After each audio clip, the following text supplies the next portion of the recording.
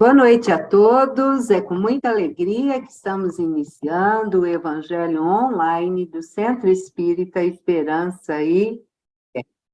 Eu sou a Tânia e hoje, meus amigos, é dia 8 de maio de 2023. Estamos aqui, com o nosso encontro online, com o nosso grupinho aqui, depois os nossos amigos que nos assistirão posteriormente, E vamos na nossa caminhada, na difusão do Evangelho do nosso querido Mestre Jesus. Como é de costume, para iniciar a nossa leitura. A nossa leitura hoje, vamos lá, compartilhar aqui, deu certinho, meus amigos? A nossa leitura hoje chama Base. É do livro Caminho, Verdade e Vida, pelo Espírito Emmanuel e a psicografia do nosso querido Francisco Cândido Xavier. Disse-lhe Pedro: nunca me lavarás os pés. Respondeu-lhe Jesus: se eu não te lavar, não tens parte comigo. João, capítulo 13, versículo 8. É natural, vejamos, antes de tudo, na resolução do Mestre ao lavar os pés dos discípulos, uma demonstração sublime da humildade santificante. Primeiramente, é justo examinarmos a interpretação intelectual, adiantando, porém, a análise mais profunda de seus atos divinos. É que, pela mensagem permanente do Evangelho, o Cristo continua lavando os pés de todos os seguidores sinceros de sua doutrina de amor e perdão. O homem costuma viver desinteressado de todas as suas obrigações superiores, muitas vezes aplaudindo o crime e a inconsciência. Todavia, ao contato de Jesus e de seus ensinamentos sublimes, sente que pisará sobre novas bases, enquanto suas apreciações fundamentais da existência são muito diversas. Alguém proporciona leveza aos seus pés espirituais para que marche de modo diferente nas sendas evolutivas. Tudo se renova e a criatura compreende que não fora essa intervenção maravilhosa e não poderia participar do banquete da vida real. Então, como o apóstolo de Carfanaum, experimenta novas responsabilidades no caminho e, desejando corresponder à expectativa divina, roga a Jesus lhe lave não somente os pés, mas também as mãos e a cabeça. Caminho, Verdade e Vida, Espírito Emmanuel, psicografia de Francisco Cândido Xavier, é a lição número 5, meus amigos, bases. Para tudo, precisamos de uma base, E a nossa base para podermos caminharmos firmes, fortes, coerentes, amando o nosso próximo, é o nosso querido Mestre Jesus. E para iniciar, o nosso estudo desta noite, eu vou convidar o nosso amigo Péricles, para que ele possa fazer a nossa oração inicial. Boa noite, Péricles. Seja bem-vindo, meu amigo. Boa noite, Tânia. Boa noite a todos. Muito obrigado. Então, que nesse momento possamos elevar as nossas vibrações, que a espiritualidade amiga, Jesus, nos ilumine nessa segunda-feira de estudos, onde vamos aprender mais um capítulo dessa belíssima obra que a Valdete está nos apresentando nessa série de Paulo Estevam.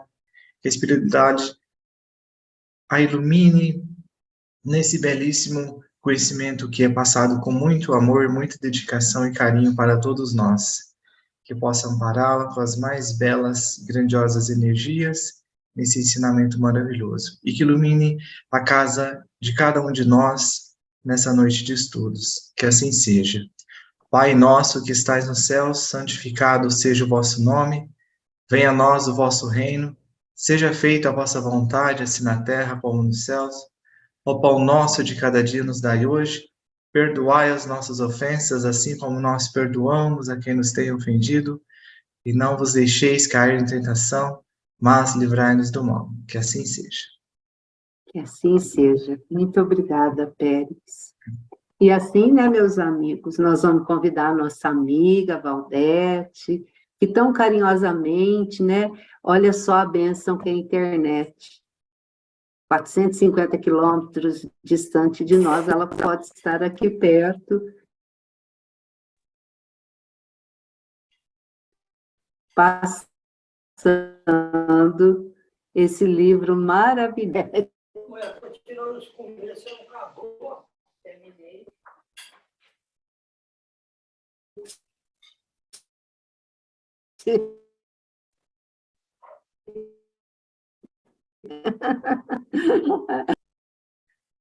Boa noite a todos. É que congelou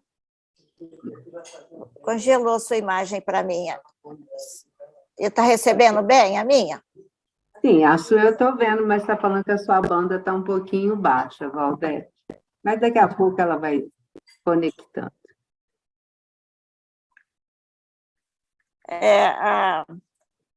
É que congelou a sua imagem, né? Uhum. E estava interrompendo um pouquinho. Uhum. Não, a sua fala não está interrompendo para nós. Pode iniciar. Então, tá. Então, boa noite a todos. E vamos, então, aqui logo já compartilhar. Então, nós havíamos parado no final da segunda viagem. E agora nós vamos, então, para a terceira, que vai durar também 4 anos, mais ou menos. E essa terceira viagem, o Paulo vai sair de novo aqui de Antioquia e vai passar por Tarso, onde ele morou, que ele viveu na juventude, e volta a fazer aquele circuito nas cidades onde ele deixou comunidades, né, da primeira viagem. Então, ele volta, estende um pouco aqui para Galácia, por isso que tem essa região aqui, tem a Epístola aos Gálatas, né, e ele vai revendo toda essa região, e na segunda viagem também ele fez esse caminho. Só que aqui ele vai parar em Éfeso, porque da outra vez ele foi aqui para Troade, e de lá ele foi para Macedônia, até a Grécia, e agora ele vai parar em Éfeso, onde estão, ali ele estava sozinho, mas agora ele reencontra ali os amigos, Lucas, o Timóteo, o Silas, eles estão aí, e ele encontra o João passando muita necessidade, porque o trabalho estava muito grande, perseguições, incompreensões, e ele quer aproveitar que Maria mora aqui, numa casinha, perto de Éfeso, e o João ajudava, apoiava, e então ele queria entrevistar Maria, ele queria organizar o seu evangelho baseado nas informações que Maria lhe desse. Aí, quando ele chega em Éfeso, mas ele não vai ter condição. Então, primeiro eu vou aqui falar de Éfeso, depois a gente volta no mapa, porque aí ele vai voltar, vai passar em todas as outras cidades onde ele havia pregado, Filipos, Tessalônica, até ele chegar em Corinto outra vez.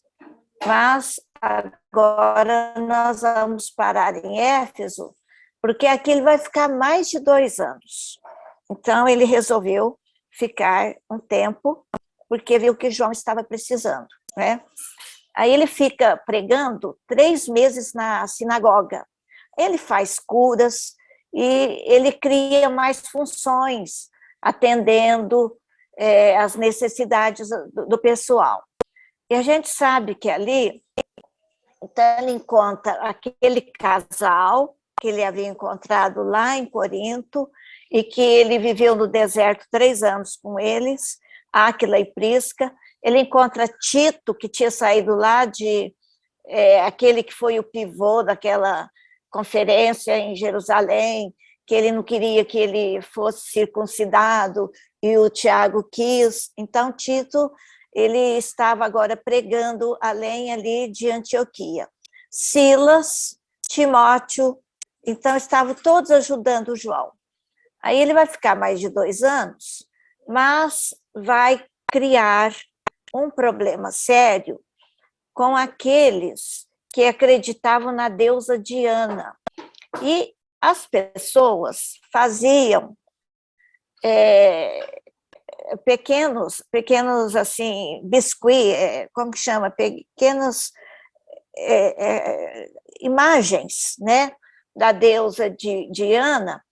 E esses ourives que trabalhavam, então, nessas imagens, eles foram ficando prejudicados, porque o povo deixou o culto a Diana para atender e seguir Jesus.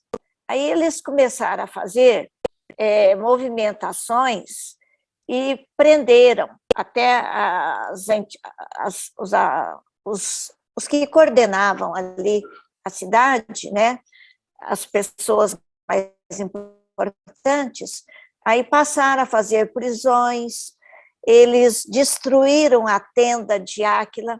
Aí o Paulo, vendo que não ele diretamente estava sendo tão prejudicado, ele então vê que os seus amigos estavam perdendo até seus bens por causa dele. E ele chegou a fazer ali na praça pública curas, onde luzes abaixaram sobre ele, sobre a população. Então, Paulo já estava exercendo a mediunidade de uma maneira muito grande, muito assintosa, e isso causou mais ainda impressões naquele povo simples, que foi pendendo para o lado de Jesus e criando irritação, problemas com aqueles líderes da cidade. Aí, então, ele resolveu seguir viagem, e ele faz um desabafo com João aqui, e com tanto trabalho que ele teve, acabou não entrevistando Maria. Então, mais uma vez, ficou adiada aquela intenção dele, aquele projeto. E ele reclama com João que há 20 anos, há mais de 20 anos, ele sofreu toda espécie de sofrimento, de perseguição, de prisão, açoites, de naufrágios, porque a gente não tem notícia de outros naufrágios que ele teve, mas ocorreram naufrágios com ele. Então, isso está escrito até em Atos dos Apóstolos, onde ele conta para João que há mais de 20 anos ele vinha sofrendo, mas que ele não desanimava. Aí ele resolve sair dali para não prejudicar mais Áquila e Prisca e os outros amigos, e parte, então, aqui são figuras da deusa Diana, aqui Éfeso hoje só tem ruínas, aqui pessoas olhando, passeando, tem gente de Franca aí que já viajou com o Severino, fazendo todo esse percurso, que hoje é Turquia, né, de todas as áreas que Paulo percorreu. Então, o Severino, aquele lá da Paraíba, ele vai narrando, vai contando tudo o que aconteceu nesses lugares. Aqui seria onde foi a casa de Maria. Não sabe se é original, mas mantém esse lugar aqui como se fosse a casa dela. Era voltada até para o mar.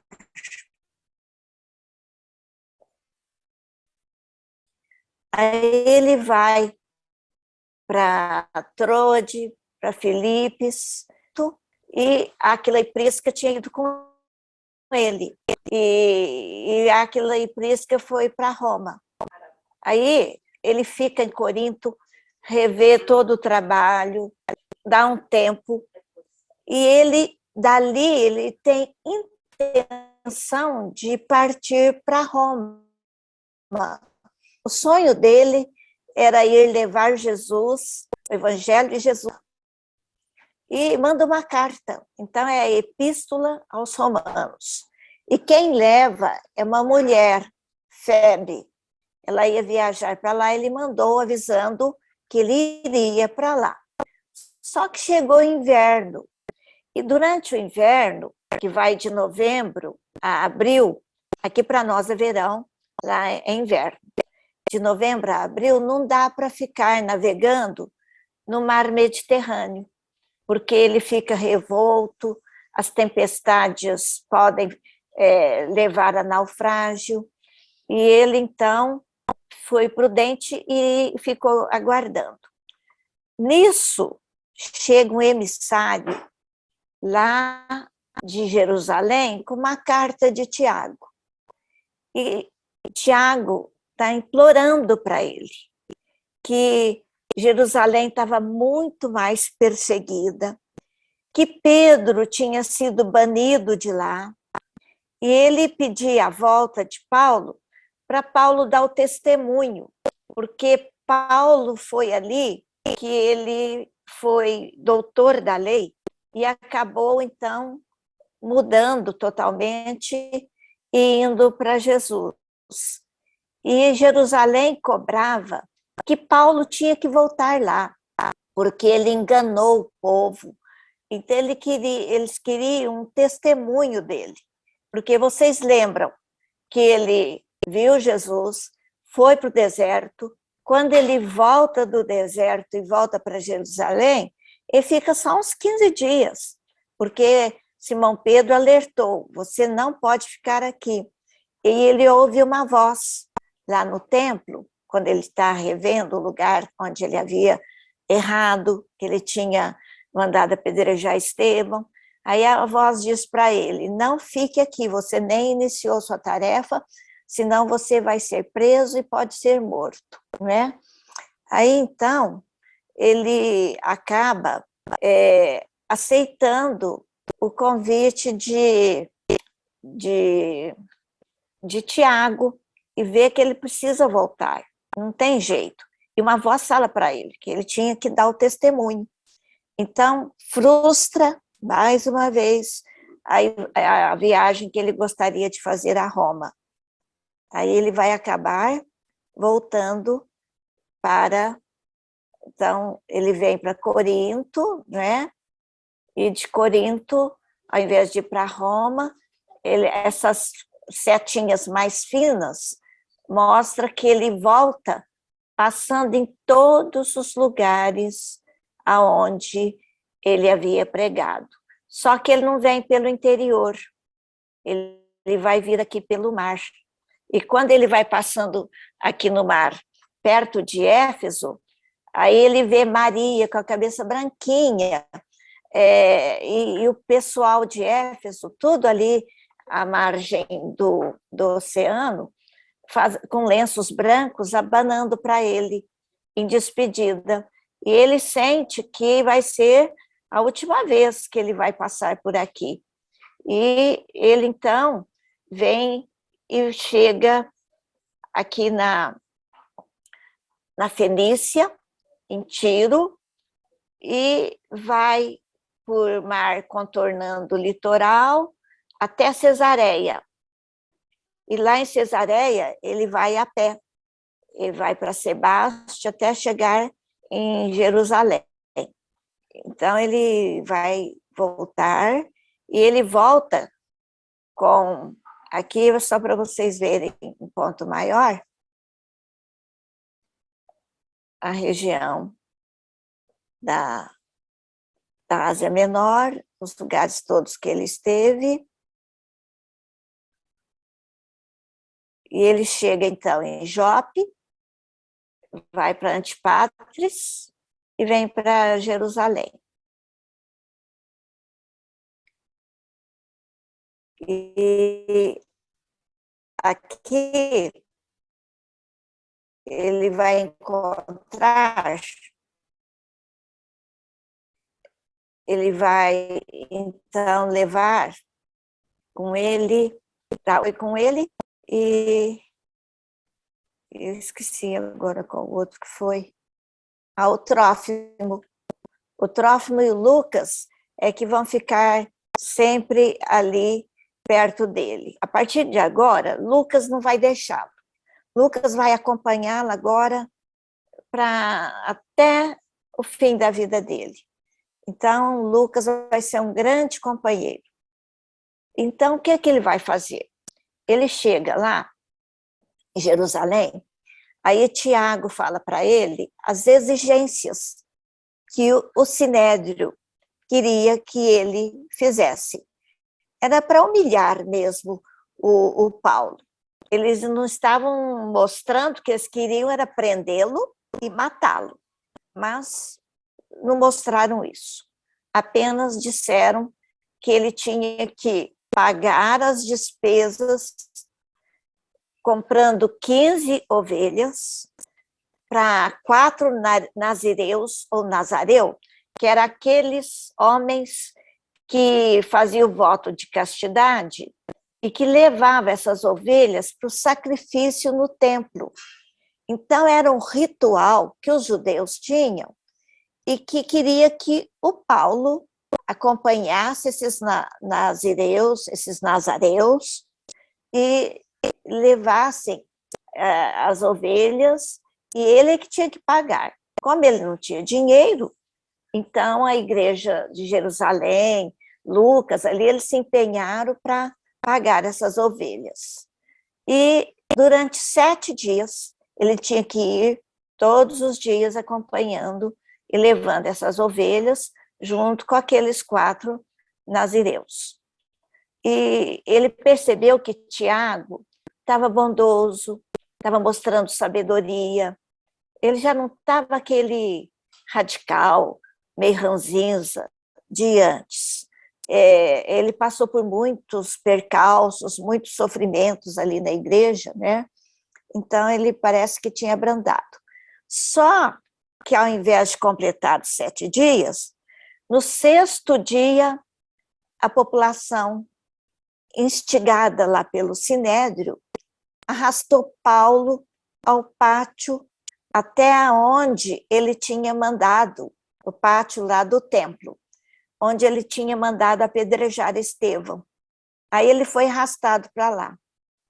Tiago, o Lucas e o Trófimo ficaram muito preocupados e foram buscar as autoridades romanas.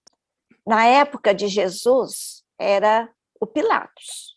Agora, era outro que estava lá.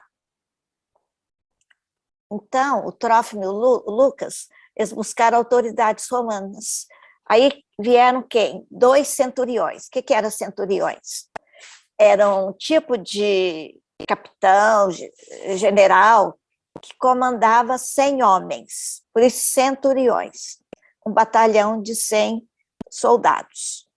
Porque Roma, ali era a colônia de Roma, mantinha representante político e tinha também militares para manter a ordem ali, ainda mais com os judeus, que eles eram muito encrenqueiros, né? Então eles tinham que manter a ordem e tinha muitos representantes militares. Aí vieram 2 centuriões que levaram, então, o Paulo para a Torre Antônia. A Torre Antônia era do lado do templo. No templo estavam as autoridades, frequentavam as autoridades dos judeus, dos hebreus. E na Torre Antônia era a sede militar dos romanos. Ficava ali do lado, tinha uma escadaria, subia aquela escadaria e tinha prisões lá dentro. Então os centuriões foram lá e tiraram o Paulo lá do pátio do templo e levaram lá para a Torre Antônia. Aí o Paulo pediu para falar lá na escadaria da Torre Antônia. Eu não sei se a foto está aqui, acho que ficou para trás. É aqui. Aqui é o templo e aqui é a Torre Antônia. Essas flechas indicam. Aqui é o pátio do templo e a Torre Antônia aqui do lado. Era uma prisão bem grande. E nessa escadaria, o Paulo discursou, falou do Velho Testamento e depois falou de Jesus. Em hebraico. Há duas línguas faladas ali naquele povo. O aramaico, que era do povo, e o hebraico, que era falado pelos doutores da lei, pelos fariseus mais importantes. Então, ele discursou em hebraico. Então, ele era muito culto, ele tinha uma capacidade de oratória muito grande, isso desde jovem, e transferiu tudo isso para a defesa do Evangelho de Jesus. E ele falou muito bem, falou sobre Jesus, aí ele impressionou até os centuriões, porque eles entenderam que aquele homem não era qualquer um, que não podia deixá-lo nas mãos dos judeus fazer o que quisesse com ele. E daí, então, o Tiago interveio e pediram para que ele fosse levado, né, dali, fosse embora, porque o governo representante lá de Roma não morava ali em Jerusalém, ele estava em Cesareia, aquela cidade que eu mostrei que ele chegou ali no litoral. Aí ele vai, o centurião, ele resolveu apoiar a ideia, né, de Tiago, e viu que era melhor tirar o Paulo dali, e que, para dar tempo de analisar a situação dele, para ele ser julgado. Aí, então, o Cláudio Lísias, que era um desses comandantes, né, ele ordenou que 400 homens escoltasse Paulo até Cesareia. Nunca se fazia isso, botar 400 homens para acompanhar um prisioneiro. Então, viu-se que ele foi valorizado e percebeu a importância dele. Aí levaram lá para o governador Félix. E o Paulo foi muito franco com o governador. E acabou falando até da futilidade da vida dele, que ele tinha que prestar, assim, fazer mais coisas pelo povo, ser mais rigoroso. E ele não gostou, ficou magoado. Aí o que esse governador fez? Deixou o coitado do Paulo abandonado ali na prisão, em Cesareia, 2 anos, 59 e 60. Mas durante esses 2 anos, o Lucas ia sempre lá. E o Paulo aproveitou e pediu para o Lucas escrever os Atos dos Apóstolos, ir anotando tudo o que os apóstolos estavam fazendo. Então, é Lucas que vai anotar, que ele já convivia ali com os apóstolos, Pedro, João, o Tiago.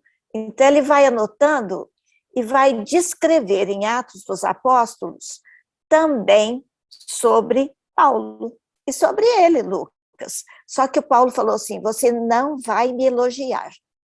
Você, se quiser, escreve sobre mim apenas o trabalho. E realmente, Lucas não elogia Paulo. Ele apenas descreve em Atos dos Apóstolos o que Paulo fazia.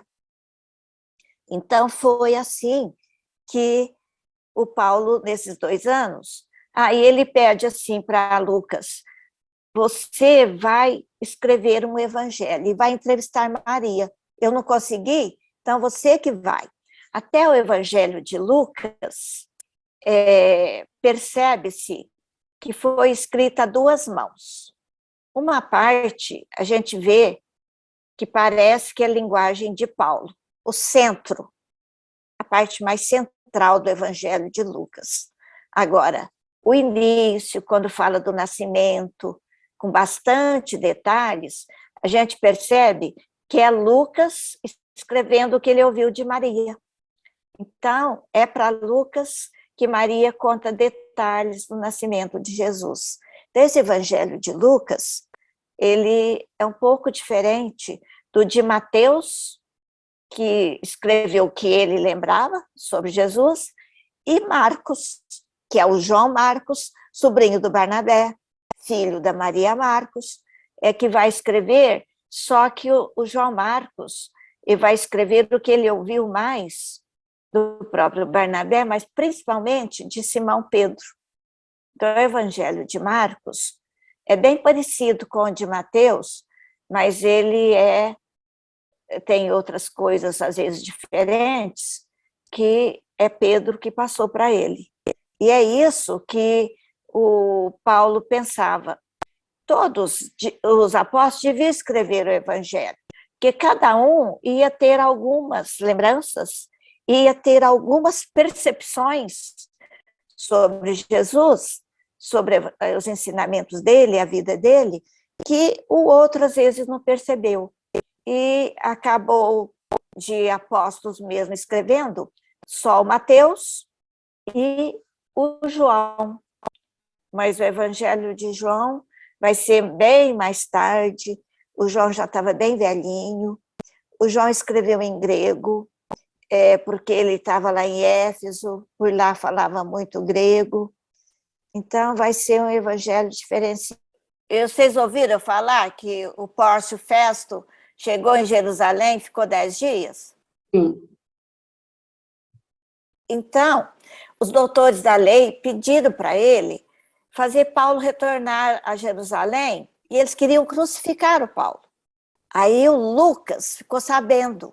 Aí ele correu para Cesareia e avisou Paulo.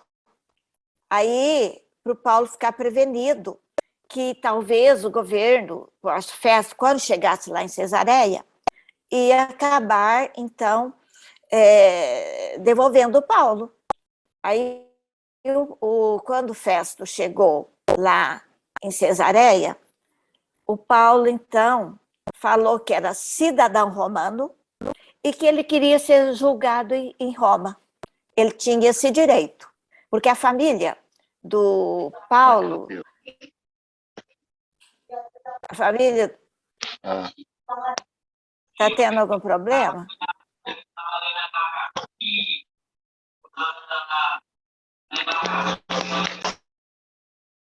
Aí a família de Paulo tinha feito alguma coisa lá atrás que foi muito importante para Roma, e eles ganharam o título de cidadão romano.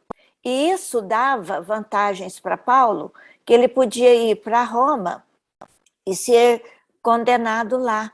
Era muito melhor do que ficar ali na boca dos judeus, né? Aí o Festo reviu o processo, marcou uma assembleia. Nessa assembleia estavam presentes sacerdotes lá de Jerusalém, tinha muita gente. Aí ele interrogou Paulo, e Paulo falou tão bem, impressionou o Festo, que Paulo impressionava. E ele falou que ele estava sendo injustamente condenado e apelou, então, ali para César. Aí o Festo aceitou, viu que ele tinha razão, contrariou o Sinédrio. E, então, o Sinédrio ficou mordido. Eles ficaram com muita raiva, porque eles não conseguiram pôr a mão no Paulo, né? E Herodes Agripa, ele também vivia, às vezes, ali, em Cesareia.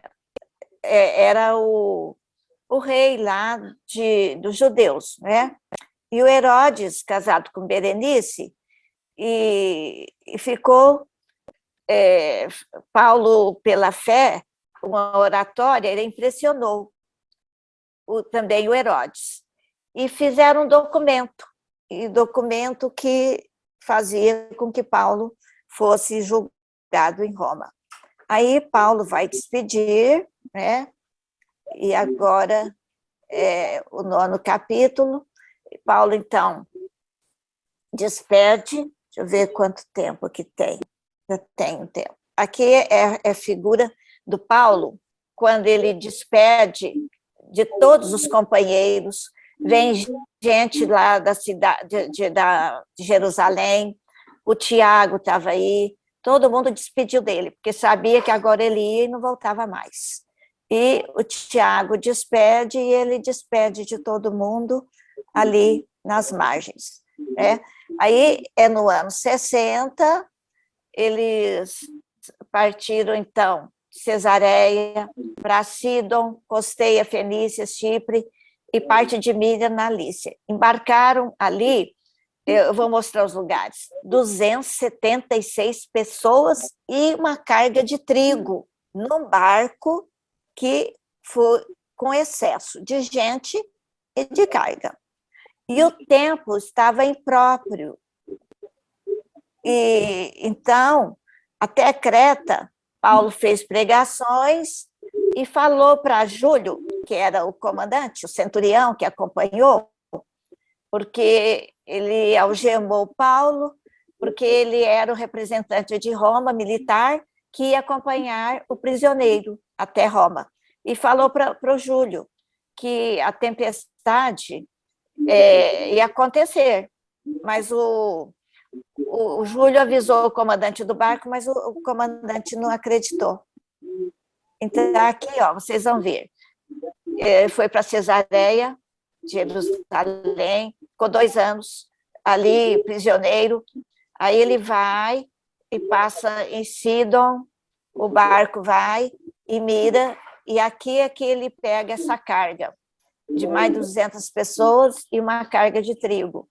E vem, então, e quando chega em Creta, a tempestade estava para vir. E o Paulo, então, anunciou que ia acontecer, eles poderiam ficar parados aqui na ilha, mas o comandante não atendeu.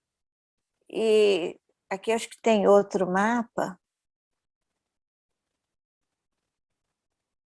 Aí eu voltei, em vez de ir para frente.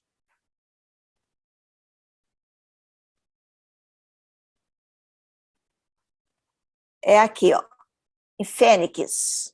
Na ilha, eles deviam parar aqui em Fênix, porque a tempestade vinha e eles não iam ter condição de viajar. Mas o comandante teimoso foi. Aí começou a tempestade. Jogaram a carga de trigo tudo no mar, não adiantou.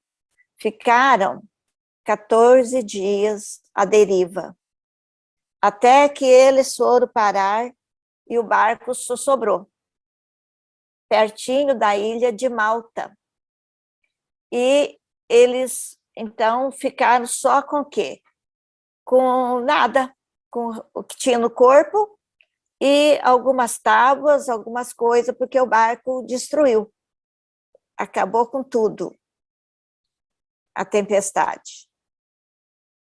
Aí esse cara, 14 dias, tormenta e cerração, barco à deriva, e eles chegaram em Malta.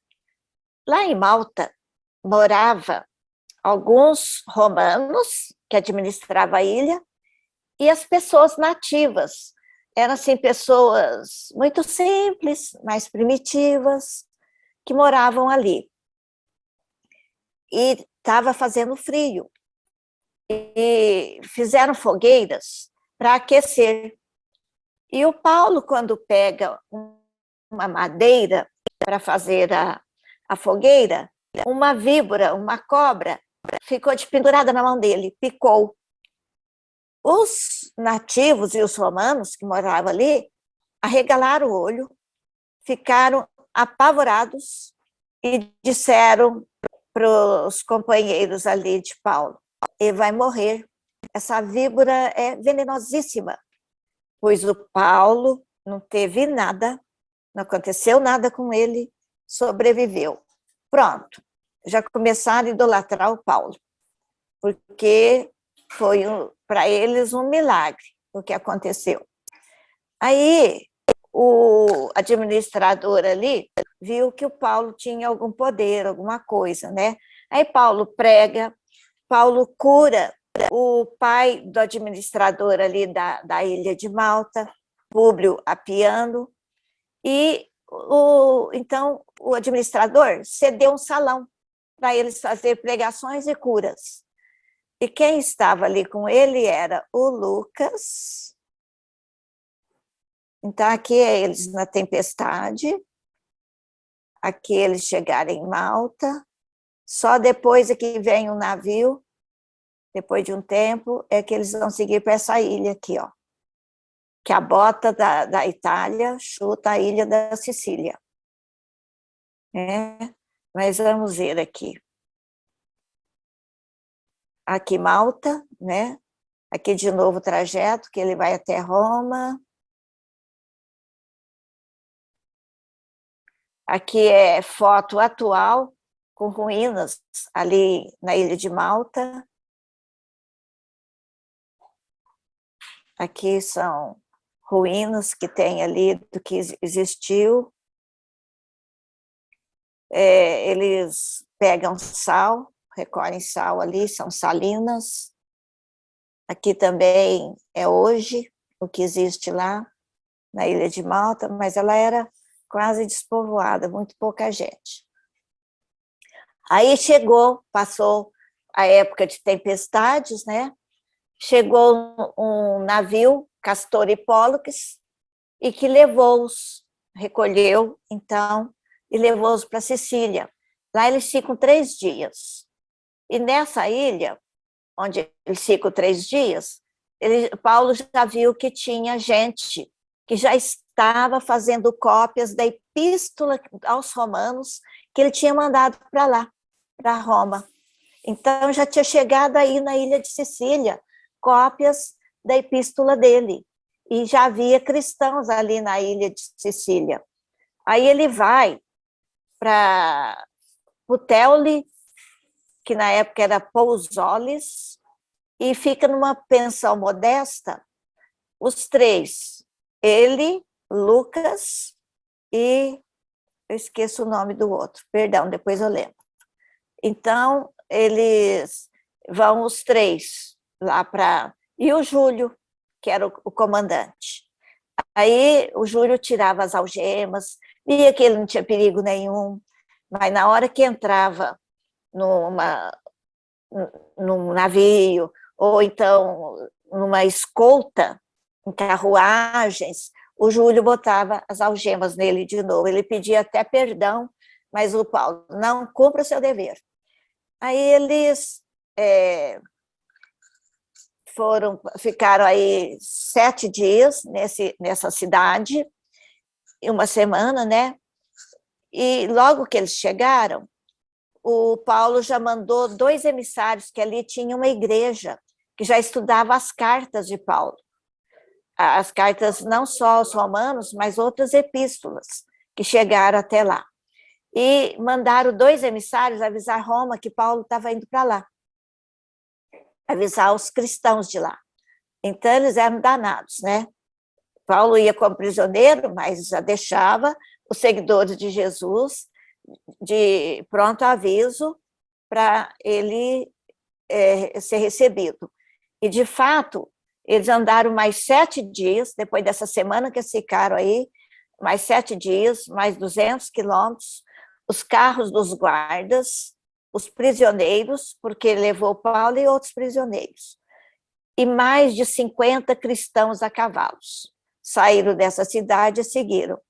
Depois chegaram nessa outra cidadezinha, que ainda faltava 40 milhas para chegar em Roma. E anciães de Roma foram até essa cidadezinha recebê-lo. Então, aqui vocês têm, ó, o Teulos, Foro de Ápio, pôs as 3 tabernas e foi engrossando o cortejo. Tinha 50 cristãos daqui, depois mais os anciãos, aí vai chegar nas portas de Roma.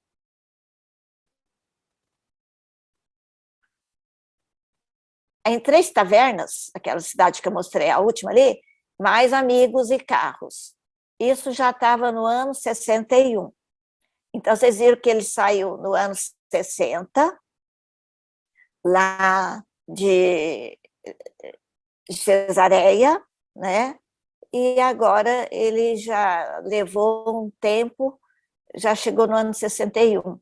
Passou o inverno, né? E um idoso alertou Paulo que há 3 anos estava tendo mortes no círculo dos cristãos, que então desde 58 já estava havendo perseguição, porque o César era o louco do Nero. Então, o Nero começou já a fazer perseguições no ano 58 e avisou Paulo para ter cuidado, né? Aí eles chegam em Alba Longa e pega a Via Ápia, vou mostrar tudo isso, até a Porta Capena, onde mulheres e crianças receberam, né? Aí lá levaram ele para o quartel dos pretorianos, pela via, onde ficava na Via Nomentana, e Júlio levou o caso dele para o general Burrus, que era um honesto amigo de Nero. Então, Júlio conhecia, levou para justamente esse general que era mais honesto. E ele ficou uma semana na prisão e fez contatos com Lucas, o Aristarco e o Timóteo, que chegou aí também. Tinha ido o Lucas e o Aristarco, agora o Timóteo chegou aí também. Então, aqui a Alba Longa, Roma está ali. Agora vamos ver as tais. A Via Ápia existe até hoje, ó, que chega em Roma. Isso aqui é a foto atual. Conservar até o calçamento. E aqui é a Via Ápia, ó. E essa flecha aqui mostra a Porta Capena, onde eles entraram e foram lá para a prisão que fica na Via Nomentana. Então, eles vieram para cá.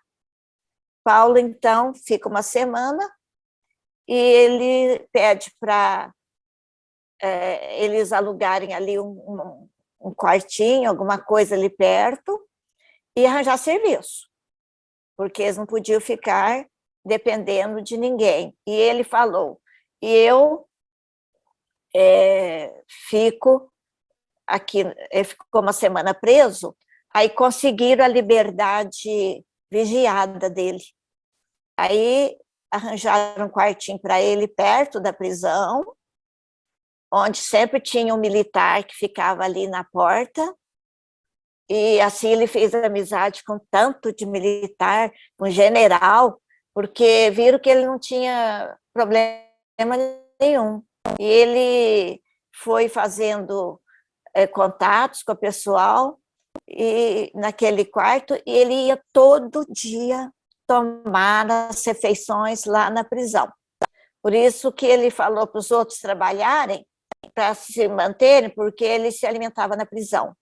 E lá na prisão, ele conheceu um ex-escravos de Filémon, que tinha feito, desobedecido o patrão dele, o Filémon, e estava preso.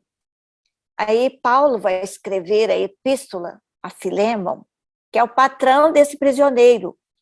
E ele sentiu que o prisioneiro estava arrependido, e a carta a Filémon é curta, e ele escreveu daí, de Roma, para o patrão desse prisioneiro, e ele pede para o Filémon perdoar. até a carta do perdão. O Severino até faz uma análise dessa carta. E Paulo, aqui de novo, ó, a Vila Nomentana, aqui por onde a Via Ápia, por onde ele entrou. E vamos agora ver o que vai acontecer, né? Aqui a Ponte Nomentana, ela existe até hoje. Porque Roma tinha toda uma muralha cheia de portas. Aí, o Paulo tomava as refeições lá. No terceiro dia, ele pediu para os amigos levar lá no quartinho dele. Depois de 7 dias, ele conseguiu ficar nesse quartinho. E no terceiro dia, ele pediu para reunir lá no quartinho dele os israelitas. Aí Lucas obedeceu, foi lá e marcou, e fizeram uma assembleia de manhã até a noite, no quartinho lá do Paulo. E nessa assembleia, ele pregou, ele explicou para os israelitas sobre as escrituras sagradas, que é o Velho Testamento, sobre Jesus, e só um que ficou interessado. Os outros saíram criticando, ele viu que não tocou o coração dos patrícios dele. Aí o que ele faz? Durante 2 meses, todo dia ao entardecer, ele escreveu a famosa carta aos Hebreus. Pediu para Aristarco fazer cópias e enviou essa carta aos seus patrícios. Parece que é a carta mais longa que ele escreveu, e é uma carta que ele não escreveu a 4 mãos, como as outras ele escrevia. Esse aqui ele escreveu sozinho, que ele pôs a alma dele. Ele conhecia o povo, ele era hebreu, e ele passou por tudo o que esses hebreus recusavam Jesus. Ele foi doutor da lei. Então, é uma carta, assim, totalmente voltada ao povo judeu, hoje chamado judeu, mas na época era hebreu. E ele pediu para o Aristarco, que estava o Lucas, o Aristarco ali com ele, o Timóteo, fazer cópias, né? E ele era benfeitor dos guardas, e ele escrevia cartas inspiradas às igrejas da Ásia e da Macedônia. Aquelas regiões, aos Tessalonicenses, aos Filipos. Então, muitas cartas ele escreveu aqui, e muitas delas não foram incluídas no Novo Testamento. A gente tem 14 cartas dele, 14 epístolas, mas diz que foram mais de 20, e muitas não foram. E com certeza várias dessas aqui não foram incluídas. Aqui é ele, então, reunido com os hebreus no quartinho dele, falando sobre Jesus. Aqui as anotações de Levi, que ele sempre tinha. Ele pega e fala, isso aqui, eu acho bonito isso aqui, que ele falou para Lucas. Então, ele fazia uns desabafos, às vezes, com os amigos. Tem 2 classes de homens difíceis no contato de renovar com Jesus. Os homens envenenados pela falaciosa ciência da terra. Isso aqui é porque estava lembrando de Atenas, onde ignoraram, onde estava o povo mais culto, o povo mais sábio dos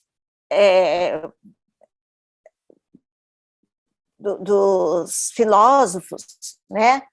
E eles cristalizam esse conhecimento e não aceitam, se julgam superiores, julgam saber tudo, e eles sabem, acham que sabem toda a verdade, não se abrem de jeito nenhum, estão fechados a qualquer novidade. E os judeus, que são encrenqueiros, recalcitrantes, eles têm um patrimônio do Velho Testamento, dos profetas, o decálogo de Moisés, lá do passado deles, e era só entender Jesus, que Jesus confirma tudo que está lá nos profetas, em Moisés. Mas eles não compreendem a fé sem brigar, sem encrencar, sem lutas religiosas. Eles, por causa do orgulho de raça. Lá em A Caminho da Luz, Emmanuel fala que os judeus foi o povo mais orgulhoso que se conheceu. E então, fico perseverando nessa falsa interpretação de Deus. Um Deus cheio de orgulho, um Deus vingativo, um Deus que olho por olho. Eles não veem que é o Deus do amor, Deus do perdão, que é esse que Jesus trouxe. E os profetas também trouxeram isso. Amar até o próximo, mas eles não entendiam isso. Então, ele achava mais fácil algum judeu depois perceber a verdade de Jesus do que os materialistas, que são ligados à ciência. E a gente tem materialista até hoje. E a gente tem gente também vaidosa, que acha que sabe tudo, né? E que não precisa mais nada, e que fala que Kardec está ultrapassado, não sabe entender Kardec. No meio espírita, a gente encontra esses dois grupos, às vezes, aqui, né? Precisa ter cuidado, a gente ter cuidado com isso, né? Bom, aí o Paulo, depois de 2 anos ali, naquele quartinho, tomando refeição lá na prisão, um oficial, que era cego, tinha mais de 40 anos, ele foi curado por Paulo. E ele converteu, então, a Jesus. Aí o Paulo pediu para ele, fazia 2 anos que ele estava ali. Aí esse oficial vai lá e fala com os juízes, aí os juízes chamam Paulo para depor, daí 4 dias, os juízes ouvem Paulo e vê que, então, ele era inocente. Aí enviou para o Nero, e o Nero pegou o Acácio, que era ali ajudante de Nero, ele pega a amante, a Popeia Sabina, a grande amante de Nero, que tinha um coração bom. E ela pega e convence o Nero a absolver o Paulo. Finalmente, o Paulo é liberto. E guarda bem essa Popeia Sabina, porque o Paulo vai se valer dos recursos dela depois também, em outra ocasião, né? E assim nós terminamos essa parte. O Paulo liberto, e vamos ver, já passei do horário, né? Se Deus quiser, na próxima reunião, vamos fechar esse livro. Eu estou aqui rindo que atrás de um grande homem sempre tem uma grande mulher, né? Uma mulher de coração, né? Até eu falo que não é atrás, é ao lado, né? Ao lado muitas vezes na frente. Às vezes está na frente do homem. O Lucas era um médico, né? Era médico. E ele era de Alexandria. Ele era de Alexandria, que ficava lá no Egito. Tá vendo, meus amigos? Tanta coisa que a gente vai aprendendo. Minha amiga, então no próximo mês nós vamos ficar para o dia 5 de junho, certinho? Certo. Então, a Valdete está falando que vai terminar dia 5 de junho, né? E para quem ainda... eu achei que hoje... eu achei que eu ia terminar hoje, mas não deu. Não, mas foi em cima da liberdade. Mas é bom, Valdete, quem tem dúvidas pode pegar a playlist, né, que eu coloquei lá nos grupos que eu enviei, e que tem os outros episódios. Quem quiser fazer alguma... voltar para ver alguma parte que ficou em dúvida, tudo, tá, pessoal? Então, a playlist do Paulo Estevam está disponível, viu? E eu quero agradecer aqui muito a nossa amiga Valdete, né, que sempre carinhosamente nos esclarece, nos vai mostrando, né, vai nos recordando várias coisas que a gente já tinha esquecido desse grande romance, né? grandes ensinamentos, né, do nosso cristianismo divino. Muito obrigada, Valdete. Eu que agradeço a todos. Eu adoro esse livro, né? Me empolgo. Não, mas Então, muito obrigada pela oportunidade. Nós que agradecemos, minha amiga. Gratidão, viu? Muito obrigada. Meus amigos, eu quero convidá-los para, deixa eu olhar aqui no calendário, as nossas 2 próximas segundas-feiras, 15 e 22, elas vão ser especiais também. Quem sabe o que é que nós comemoramos na sexta-feira, dia 12 de maio? Eu vou convidar todo mundo para ir, hein? É o aniversário do nosso patrono, patrono da nossa casa, Sr. José Marques Garcia, né? Esse grande espírita, que ele é desconhecido, né? Por muitos, até na nossa cidade, mas foi um grande trabalhador, né? Juntamente ali, né? Contemporâneo do senhor Eurípides Barçanufo, do Caibar, né? Lixuto. Então, todos esses 3 grandes homens que difundiram o espiritismo, tanto aqui, né, em São Paulo, e senhor Eurípides Barçanufo, em Minas Gerais. Então, esses 3 têm aí seu compromisso, né, e nos ensinam muito até hoje. Então, na próxima semana, dia 15, nós vamos ter aqui o Sr. Toninho Beccarello. Ele vai estar falando uma outra visão do trabalho do senhor José Marques Garcia, porque a gente é assim meio egoísta, a gente acha que um espírito trabalha só numa casa, né?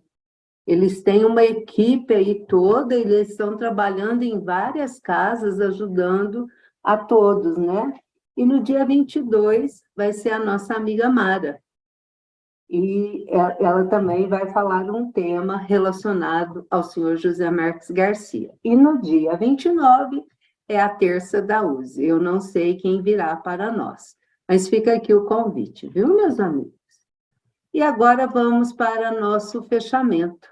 Vamos agradecer muito a Deus, a Jesus, a espiritualidade amiga, ao senhor José Marques Garcia, que tantos ensinamentos nos trouxe, amparando até hoje o nosso trabalho, né, da difusão do espiritismo, o trabalho na nossa casa, né, que é o Centro Espírita Esperança e Fé, pedindo a proteção, o amparo para o lar de cada um de nós, para os nossos irmãos, os nossos familiares, para os nossos irmãos que perambulam nas ruas, que estão nos hospitais, nos presídios, Senhor, ampara estes irmãos. E aqueles, Senhor, que ainda não consegue ver a luz, ver a importância de seguirmos, juntamente com os ensinamentos do nosso querido Mestre Jesus. Rogamos também, Senhor, a proteção para as nossas crianças, os nossos jovens que andam passando por provas difíceis, muitas vezes não compreendem ainda a vida, que eles possam ser abençoados, amparados em todas as suas atitudes. Fluidifique também, Senhor, as nossas águas com o medicamento que necessitamos para o nosso corpo espiritual, que refletirá no nosso corpo material. Seu Adalto? Senhor Jesus, que não caiamos sob o jugo de nossas fraquezas, que possamos servir-te sem que as nossas imperfeições te desfigurem a mensagem, que tomemos as decisões corretas para nós e para os outros, os nossos irmãos em humanidade, que não pensemos apenas no ganho material, no excesso de conforto e de dinheiro, olvidando os nossos deveres para com aqueles que sofrem. Cumpra-se em nós a tua vontade, mas ampare-nos ainda, Senhor, para que saibamos qual ela seja. Que a paz do nosso Mestre Jesus esteja sempre em nossos corações.